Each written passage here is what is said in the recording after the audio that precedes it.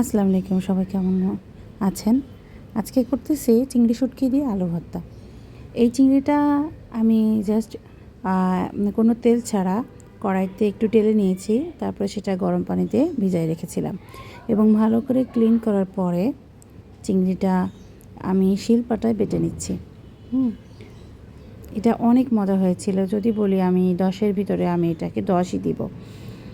যারা একটু মরিচ বেশি খান তারা একটু বেশি মরিচ দেবেন, যদিও আমরা মরিচ কম খাই, যার জন্য আমরা একটু মরিচ কম দিই। বাট শুটকি ভর্তাতে সবসময় মরিচ ভালো লাগে।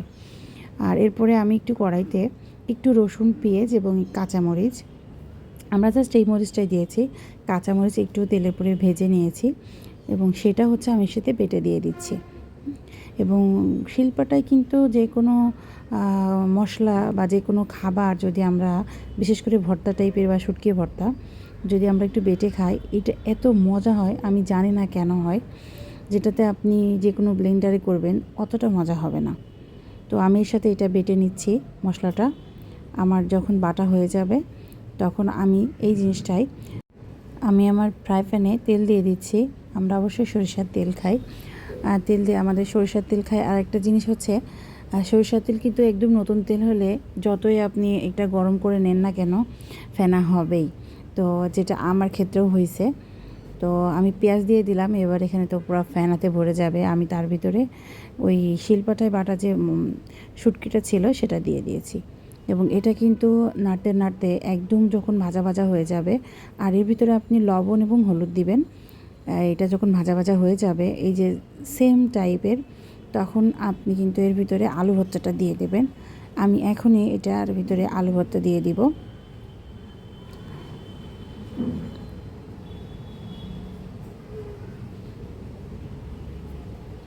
আমি জাস্ট আলুটা আলাদা করে সিদ্ধ করে যতটুকু পারি এটার যে খোসাটা সেটা ছাড়াই নিয়েছি এবং এর ভিতরে সুন্দর করে এটা একদম আর কি নাড়তে হবে।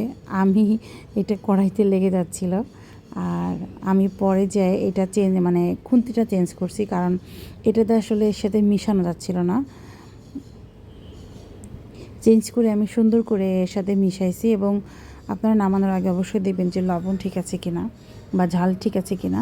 যারা একটু বেশি ঝাল খান তারা হচ্ছে আর একটু ঝাল দিবেন, এটা অনেক বেশি মজা হবে। আমরা আসলে ঝাল কম খাই, প্লাস হচ্ছে যে আমার যেহেতু এই সেম জিনিস আমার বাচ্চারা খাবে, তো আমার বাচ্চারা তো ছোটো, ওরা তো ওইভাবে আসলে ঝাল খাইতে পারে না, যার জন্য হচ্ছে আমি মরিচটা কম দিয়েছি। ওরা আগে শুটকি খাইতো না, বাট এখন ওরা বেশ শুটকিটা পছন্দ করে। আর এইভাবে করলে ওরা বেশি পছন্দ করে, কারণ শুটকির একটা ঘ্রাণ থাকে, যার জন্য আমি সবসময়ই ওর ভিতরে আলু দেওয়ার চেষ্টা করি বিভিন্নভাবে, যে আলুটা একটু বেশি হইলে আর শুটকিটা কম হইলে এটা বাচ্চারাও খাইতে